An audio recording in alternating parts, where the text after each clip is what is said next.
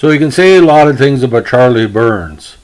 World champion, NHL coach, NHL star, defensive player par excellence, beautiful skater, playmaker, and someone who wore probably the strangest helmet in Canadian hockey history, but there was a reason behind it.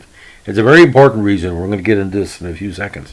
Now, Charles Frederick Burns, born in Detroit, Michigan, he ended up being one of the top players to be ever come from Detroit, even though he played the majority of his hockey in Canada.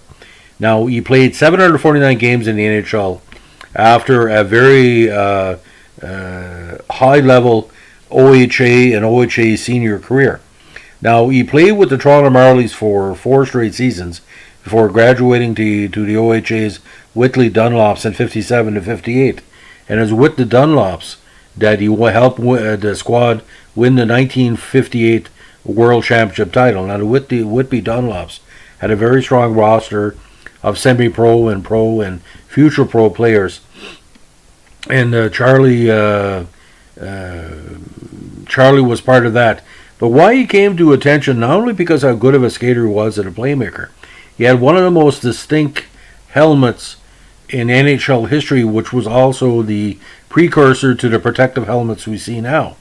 Because he was forced to wear it after taking a major head injury while playing junior in 54-55, his doctors said, just like John Olerud, you got to have extra protection on the ice. So the discussion about Charlie Burns' injury and how Burns would say publicly, it really helped my game.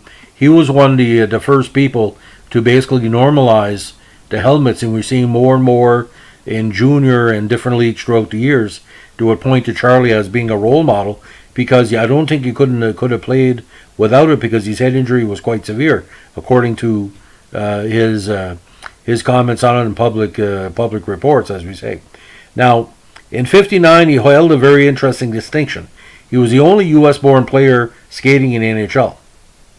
But because the team moved to Toronto when he was a child, he still qualified in the U.S. Compare that in 2020, in '59, one player, and it's very rare in 2020 not to see every team have 4 or 5 Americans. Now, Burns did choose Canadian citizenship when he turned 21 because he had to qualify for Team Canada or the Whitby squad at the World Championships.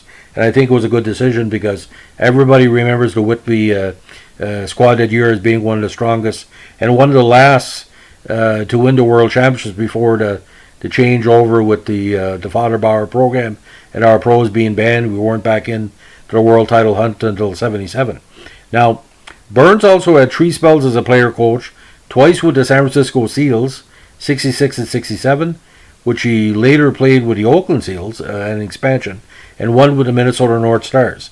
Now, he coached the Stars again in 74-75 after his retirement, and they were all mid-season retirements, so he was the placeholder until the third coach of the season showed up. Now, he's also coached youth hockey on several levels, including for the Wonderland Wizards, great name by the way, Bridgeport, Connecticut, in his spare time. Now, talking about his NHL years, his rookie season in the NHL, he had 20 points in 70 games for the Red Wings. Also, his time with the Bruins, very productive as well. Like I said, those 3 seasons with San Francisco and later California of the WHL led to the Oakland Seals bringing him in as a kind of a role model player. Season with Pittsburgh in '69, he had 51 points, including 38 assists. Now, his time in Minnesota, he was mostly on the defensive, and he was part, of course, of that great cup run where Minnesota got to the semifinals, only losing 6 games to Montreal in '71. Now, coaching record 69-70 with Minnesota, again, player or coach, 10, 22, and 12, including a 2-4 record in the playoffs, and in 74-75, 12, 28, and 2, fourth in the Smythe division, did not qualify. So it was pretty weird, in 1971, to see Burns playing again after coaching the year before for half the season. And technically, as a player, he helped Minnesota advance, won one series as compared to only making to the quarterfinals in the year before. So Robin Burns, full NHL totals, 106 goals in 749 games, including 304 points, playoffs 549-31. So I mean, tremendous career, almost 800 NHL games, and he wrapped up his career with one of our favorite teams in the AHL, the New Haven Nighthawks, in '74, where again he provided a good influence on the young players coming up. So thanks for listening. If you like what you're hearing, give me a like, comment, or subscribe.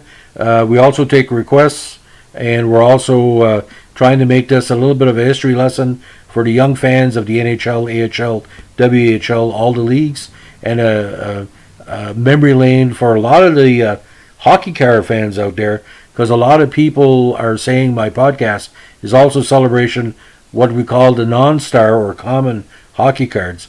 I don't think anybody plays in the NHL as a common, but if you want to call it that, it's fine by me. But like I said, anybody makes the NHL.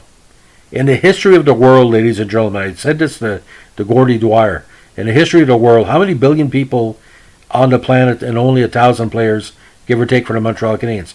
Making the NHL, that's a long shot. Things got to go right. Sometimes the best players don't make it. Sometimes the player goes up for one game, emergency assignment. To make the NHL needs to be respected, and that's what we're doing in the podcast. Have a good day.